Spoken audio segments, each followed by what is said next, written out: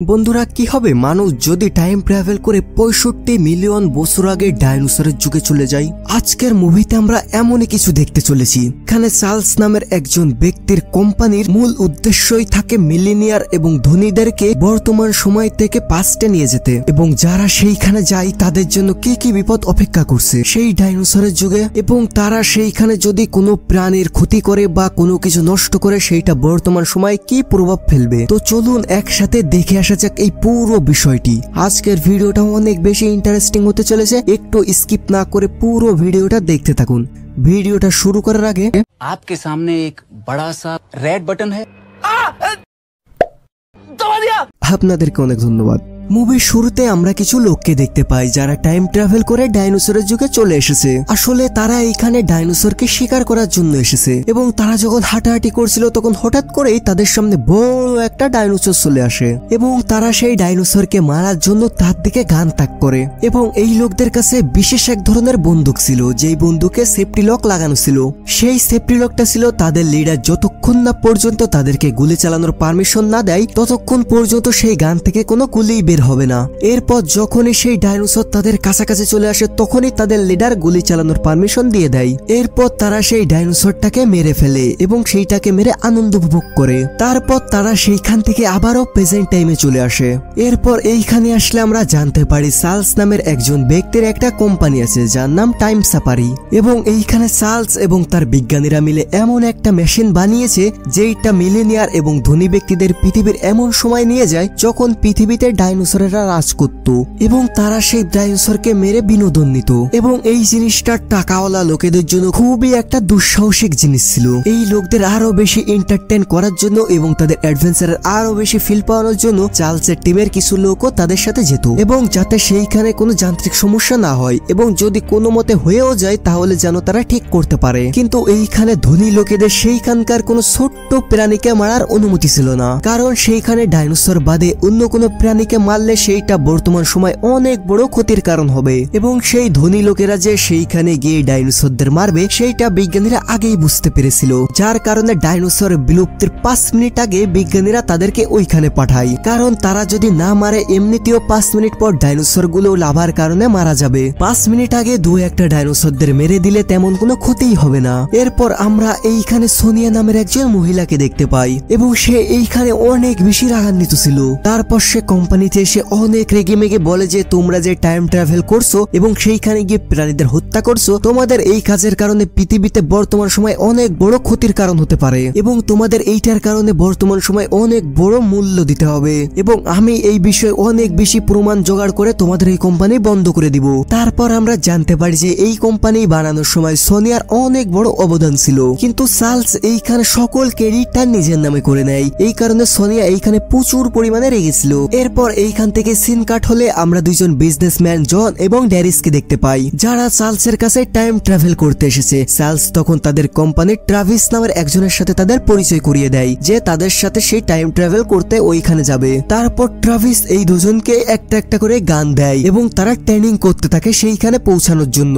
এর কিছুদিন পর তাদের ট্রেনিং শেষ হয়ে গেলে তারা টাইম ট্রাভেল করার জন্য পুরোপুরি ভাবে প্রস্তুত হয়ে যায়। এরপর তারা সেই টাইম ট্রাভেল মেশিনের ভিতর যায়, এবং তারা সেই মেশিনের সাহায্যে টাইম ট্রাভেল করে ডাইনোসরের যুগে পৌঁছে যায়। এবং তারা যে ডাইনোসরটাকে মারতে এসেছে সেই ডাইনোসরটা এমনিতেও 5 মিনিট পর মারা যাবে তারা যদি নাও মারে। এরপর তারা হাঁটতে হাঁটতে একটা পুকুরের কাছে চলে আসে, যেখানে তারা একটা ডাইনোসরকে দেখতে পায়, এবং সেই ডাইনোসরটা তাদের দিকে এগিয়ে আসছিল। এরপর জন এবং ট্রাভিস সেই ডাইনোসরটাকে মারার চেষ্টা করেছিল, কিন্তু এইখানে তাদের গান কাজ করছিল না, এবং গানটা দিয়ে একটু গুলি বের হচ্ছিল না। এবং যখনই সেই ডাইনোসরটা তাদের কাছাকাছি পৌঁছে যায় তখনই ট্রাভিস সেই ডাইনোসরটাকে মারার জন্য পারমিশন দিয়ে দেয়। কিন্তু দুঃখের বিষয় হলো ট্রাভিসের ভয়েস রিকমেন্ডেশন পাওয়ার পরেও সেই গানটা থেকে কোনো রকমের গুলি বের হচ্ছিল না, গানটা সেইখানে জ্যাম হয়ে গিয়েছিল, এবং ডাইনোসরটা তাদের অনেক কাছে চলে আসে। এই কারণে জন সেই ডাইনোসরের আকর্ষণটা তার নিজের দিকে নিয়ে নেয়, এবং জন এবং ড্যারিসকে সেইখান থেকে পালিয়ে যেতে সাহায্য করে। অন্যদিকে ট্রাভিসের অন্য একটা বন্ধু সেই গানটাকে আনলক করার চেষ্টা করছিল,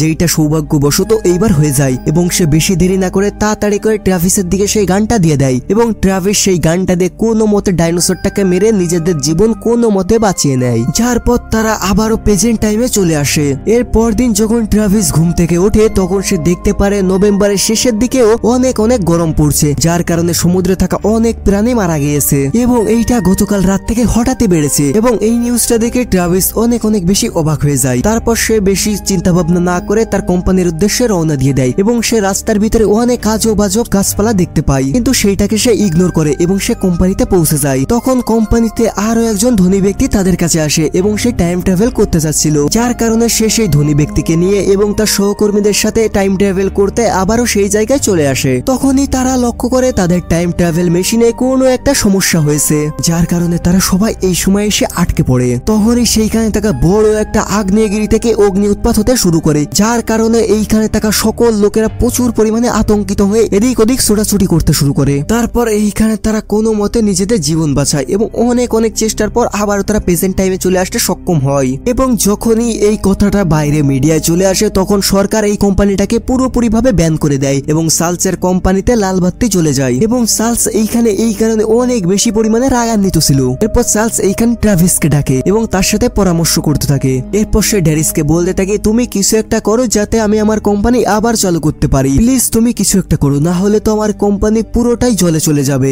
এরপর সে এইখানে বেশি কথা না বাড়িয়ে সোনিয়ার কাছে যেতে শুরু করে, কিন্তু যখন সে রাস্তা দিয়ে যাচ্ছিল তখন হঠাৎ করে রাস্তা দুই ভাগে বিভক্ত হয়ে যায় এবং রাস্তার মাঝে বড় একটা গর্ত হয়ে যায় এবং সেই গর্তের ভিতর ট্রাভিস পড়ে যায়। তারপর সে কোনো রকমে সেইখান থেকে সোনিয়ার কাছে আসে। এরপর সোনিয়ার কাছে এসে সে সোনিয়াকে সবকিছু খুলে বলে। তারপর সোনিয়া তাকে বলে যে বর্তমান সময় যেটা হচ্ছে সেইটা তোমাদের কর্মফল, কারণ তোমরা অতীতে গিয়ে সেইখানকার জিনিসপত্র যেভাবে ধ্বংস করছো সেইটার প্রভাব বর্তমান সময়ে পড়ছে এবং এই কারণে টাইম ট্রাভেল মেশিন ঠিকঠাক ভাবে কাজও করছে না। ট্রাভিস তখন তাকে বলে যে আমরা তো কোনো কিছু করিনি। সোনিয়া তখন তাকে বলে যে তাহলে এটা কিভাবে হচ্ছে? তখন সে বলে যে তোমরা সেইখানে কি গড়বড় করেছো সেইটাকে দ্রুত খুঁজে বের করো এবং সে আরো বলে যে তোমরা যদি তাড়াতাড়ি এইটা খুঁজে বের করতে না পারো তাহলে সেইখানে যে গড়বড় করেছো সেইটা বর্তমান সময়ে অনেক বড় ক্ষতির কারণ হতে পারে, যার ফলে পৃথিবী পুরোপুরি ভাবে ধ্বংস হয়ে যেতে পারে। এমনও হতে পারে যে পৃথিবীতে কখনো মানুষ জন্মগ্রহণই করেনি এবং এখানে মানুষের বিবর্তনও হয়ে যেতে পারে, যেমন মানুষ কোনো আজব ক্রিয়া ছাড়া পরিবর্তন হয়ে গেল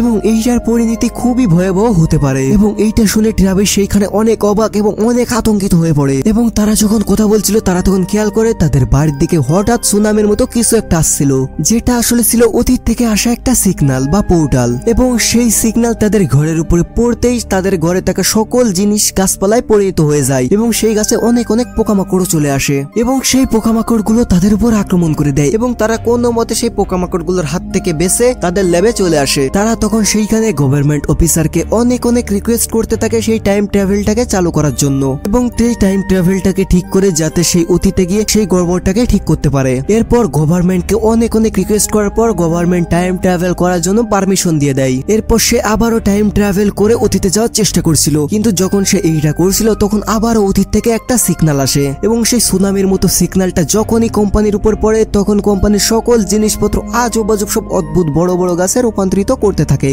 এবং পুরো শহর ধীরে ধীরে অতীতের সকল বড় গাছগাছালিতে ভরতে থাকে এবং এইখানে থাকা সবাই ট্রাভিসরা যখন টাইম ট্রাভেল করতে সেইখানে গিয়েছিল সেইটার ভিডিও দেখতে থাকে যে সেইখানে আসলে কি গড়বড় হয়েছিল এবং তারা মনে করছিল তারা সেই ভিডিও দেখে সেইখানে কি গড়বড় হয়েছিল সেইটা তারা ঠিক করতে পারবে, কিন্তু তাদের কাছে মাত্র 2 সেকেন্ড সময় ছিল সেইটাকে ঠিক করার জন্য। কিন্তু দুঃখের বিষয় হলো তারা সেই ভিডিও দেখে কিছুই জানতে পারে না যে সেইখানে আসলে কি গড়বড় হয়েছিল। তখন ট্রাভিসের এডিটর ভালোভাবে চেক করে জানায় যে আমরা যখন সেই যুগ থেকে আমাদের প্রেজেন্ট টাইমে এসেছিলাম তখন আমাদের ওজন 1.3 গ্রাম বেড়ে গিয়েছিল এবং এই কথাটা শুনে এইখানে থাকা সবাই অনেক বেশি অবাক হয়ে যায় যে এইটা আসলে কিভাবে হতে পারে। ড্যারিস এবং জন সেইখান থেকে কোনো পোকামাকড় বর্তমান সময় নিয়ে চলে আসেনি তো এবং তারা এখানে জন এবং ড্যারিসকে সন্দেহ করছিল। তারপর তারা জন এবং ড্যারিসকে জিজ্ঞাসাবাদ করার জন্য সিদ্ধান্ত নেয়। এরপর ট্রাভিস এবং অন্যান্য মেম্বাররা ড্যারিসকে জিজ্ঞাসাবাদ করার জন্য সেই কোম্পানি থেকে বেরিয়ে রাস্তায় চলে আসে, কিন্তু সেইখানে তারা বাইরে এসে দেখতে পায় যে বাইরের অবস্থা পুরোপুরি ভাবে ভয়ঙ্কর হয়ে গেছে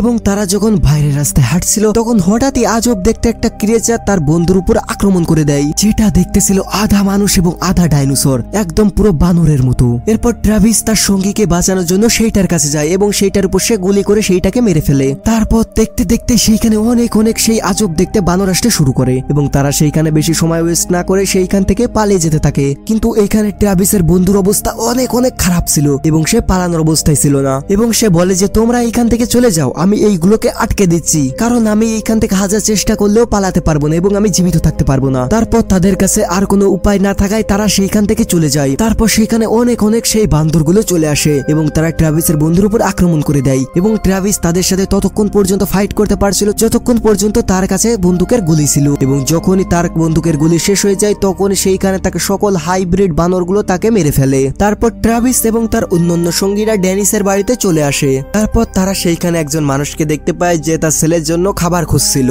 কিন্তু তখনই সেই হাইব্রিড ডাইনোসরটা এসে সেই মানুষটার উপর আক্রমণ করে দেয়, কিন্তু সঠিক সময়ে ট্রাভিস সেইখানে এসে সেই প্রাণীটাকে মেরে ফেলে। তারপর তারা সকলে মিলে সেইখানে ট্রাভিসের ঘরের ভিতর চলে যায়। সেইখানে জন ছিল না এবং সেইখানে তাকে সকলে ড্যানিসের ব্যাগ এবং সকল জিনিসপত্র চেক করতে থাকে যে তার ব্যাগে কোনো পোকামাকড় আছে কিনা, কিন্তু তারা সেই ব্যাগে কোনো কিছুই খুঁজে পায় না। তখন ট্রাভিস ড্যানিসকে জিজ্ঞেস করে যে জন কোথায়। তখন ড্যানিস বলে যে জন তার অফিসে ফেসে আছে। তারপর ট্রাভিস এবং তার অন্যান্য সঙ্গীরা সেইখান থেকে বেরিয়ে আসে জনের অফিসের দিকে যাওয়ার জন্য, এবং তারা একটা গাড়ির সাহায্যে জনের অফিস পর্যন্ত পৌঁছে যায়। তারা যখন জনকে জিজ্ঞাসা করে সে তখন তাদের কোনো কথার উত্তর দেয় না, বরং তাদের উপর বদনাম দিতে থাকে যে তোমাদের কারণে আজকে আমার এই অবস্থা, আমি তোমাদের কোনোভাবেই ছাড়বো না। এবং এই কথা বলে সে ট্রাভিসের উপর গুলি চালায় এবং ট্রাভিস তার থেকে বাঁচার জন্য তাকে গান পয়েন্ট করে নেয় এবং তাকে জিজ্ঞাসাবাদ করতে থাকে, কিন্তু জন এইখানে কোনো কথার উত্তর না দিয়ে সে নিজের গান দিয়ে নিজের মাথায় গুলি করে এইখানে আত্মহত্যা করে। তারপর ট্রাভিস এবং তার বন্ধুরা মিলে জনের ব্যাগ চেক করতে থাকে। তারপর তারা চেক করতে করতে জনের জুতার উপর একটা মরে যাওয়া প্রজাপতিকে দেখতে পায়। তারপর তারা বুঝে যায় এই সকল দুর্ঘটনা এই একটা প্রজাপতির কারণেই হচ্ছে, কারণ সে তার যুগে মারা যায় এবং এই প্রজাপতিটা পরবর্তী সময়ে যে গাছের উপর প্রয়োজন করতে পারতো এবং পরাগায়ন করতো সেটা সে করতে পারে না, এবং তার দ্বারা পৃথিবীর যে ক্ষতি বা পৃথিবীর যে উপকার হয় সেটা হয় না। এবং তার ভিতর হয়তো এমন কোন প্রাণের ডিএনএ ছিল যেটা পরবর্তীতে সে প্রযোজন করে সেইটাকে তৈরি করত এবং সেইটার মাধ্যমে কোনো বড় প্রাণীর জন্ম হতো, এবং সেই বড় প্রাণীটা হয়তো পৃথিবীতে এমন কোনো অবদান রাখতো যার কারণে বর্তমান সময় যে দুর্ঘটনাগুলো হচ্ছে সেই দুর্ঘটনাগুলো হতো না। কিন্তু সেই প্রজাপতিটা মারা যাওয়ার কারণে পরবর্তীতে যে জিনিসগুলো হতো বা পরবর্তীতে যে জিনিসগুলো জন্ম হতো সেটা হয় না, বা যে গাছের পরাগায়ন হতো সেটা হয় না। সেই কারণে পৃথিবীতে এত এত ভয়ঙ্কর জিনিস হচ্ছে। আরো ভালোভাবে বলতে গেলে সেই প্রজাপতিটা দিয়ে পৃথিবীর যে ক্ষতি হতো বা পৃথিবীর যে লাভ হতো সেটা হয় না, যার কারণে বর্তমান সময়ে পৃথিবীতে এত এত ক্ষতি হচ্ছে, এবং এই সামান্য একটা প্রজাপতি মারা যাওয়ার কারণে বর্তমানে এত বড় ক্ষতির সম্মুখীন হয়েছে। তারপর তারা সেই মরা প্রজাপতিটাকে নিয়ে তাদের কোম্পানির উদ্দেশ্যে রওনা দিয়ে দেয়, কিন্তু রাস্তার মাঝেই তাদের উপর আজব ধরনের কিছু বাদুড় আক্রমণ করে দেয় যে তাদের ভিতর তাদের এক বন্ধুকে উড়িয়ে নিয়ে চলে যায়। তারপর কোনোভাবে তারা তাদের অফিস পর্যন্ত পৌঁছে যায়, কিন্তু অফিসে পৌঁছানোর পর তারা দেখতে পায় যে চার্লসকে কেউ মেরে ফেলেছে। এরপর সোনিয়া এখানে টাইম মেশিন ঠিক করতে থাকে এবং টাইম মেশিনের ডেটা বের করতে থাকে, কারণ সে ডেটা এই জন্য বের করছিল যাতে সেই ডেটাগুলোকে ব্যাকআপ মেশিনে দিয়ে তারা আবারও সেই যুগে চলে যেতে পারে এবং সেই প্রজাপতিটা যখন মারা যায় তখন সেটাকে আটকাতে পারে। তারপর তারা যখন সেইটাকে ঠিক করছিল তখন উপরে লক্ষ্য করলে দেখতে পায় যে সেইখানে অনেক ক্রিয়েচাররা ঝুলেছিল, তার কারণে তারা সেইখান থেকে ধীরে ধীরে বেরিয়ে আসতে থাকে। কিন্তু ক্রিস নামের একজন ব্যক্তি যখন সেইখান থেকে বেরিয়ে আসতে শুরু করে তখন ক্রিয়েচাররা তার উপর আক্রমণ করে তাকে মেরে ফেলে। তারপর তারা একটা নর্দমার ভিতর দিয়ে যেতে থাকে এবং সেইখানে তারা একটা বাস দেখতে পায়। তারপর সেই বাসের ভিতরে তারা সকলে মিলে যায়, কিন্তু হঠাৎ করে সেই বাসের ভিতর পানি ভরতে থাকে এবং তারা সকলে মিলে সেই বাসের ভিতরে আটকা পড়ে। তখনই পানির ভিতর থেকে আজব ধরনের একটা ক্রিয়েচার বাইরে বেরিয়ে আসে এবং সে ট্রাভিসকে ধরে ফেলে। ট্রাভিস তখন নিজেকে অনেকভাবে ছাড়ানোর চেষ্টা করতে থাকে কিন্তু সে পারে না, যার কারণে সোনিয়া তাকে সাহায্য করে এবং তাকে সেই ক্রিয়েচারের পেট থেকে বাইরে বেরিয়ে নিয়ে চলে আসে। তারপর তারা কোনোভাবে তাদের টাইম ট্রাভেল করার মেশিনের কাছে চলে আসে। এরপর সোনিয়া সেইখানে সেই ব্যাকআপ ডেটাগুলো সেইখানে লাগায় এবং সেইখানে কোনো মতে সেইটাকে ঠিক করে টাইম ট্রাভেলের পোর্টাল আবারও খুলে দেয়, কিন্তু ট্রাভিস সেইখানে তো সেইটার ভিতরে ঢুকে যায় এবং সে সেই টাইম ট্রাভেল করে আদিম যুগে পৌঁছে যায়। কিন্তু সোনিয়া যখন সেইখানে সেইটা করছিল তখনই আবারও সেই আদিম যুগের পোর্টাল খুলে যায়, মানে সেই আদিম যুগের সিগন্যাল চলে আসে এবং সোনিয়া এইখানে আজব ধরনের একটা ক্রিয়েচারে বিবর্তন হয়ে যায়। এরপর ট্রাভিস সেই সময় চলে আসে যখন সে তার বন্ধুদের সাথে ট্রাভেল করছিল। তারপর সে এইখানে তাকে সকলকে সকল জিনিসগুলো খুলে বলে যে ফিউচারে কি কি হয়েছে। যদি ট্রাভিস তাদেরকে এইগুলো না বলতো তাহলে তারা বুঝতেই পারতো না যে ভবিষ্যতে কি কি হতে যাচ্ছিল, এবং তারা অজানা ভাবে দীর্ঘ সময় ধরে এই টাইম ট্রাভেল করতেই থাকতো এবং যখনই ট্রাভিসের পা সেই প্রজাপতির উপরে পড়বে তখনই ট্রাভিস সেইখানে সে জনকে ধাক্কা মেরে ফেলে দেয়, যার কারণে প্রজাপতিটা সেইখানে বেঁচে যায়। আর তখনই ট্রাভিস সেইখান থেকে গায়েব হয়ে যায়। তারপর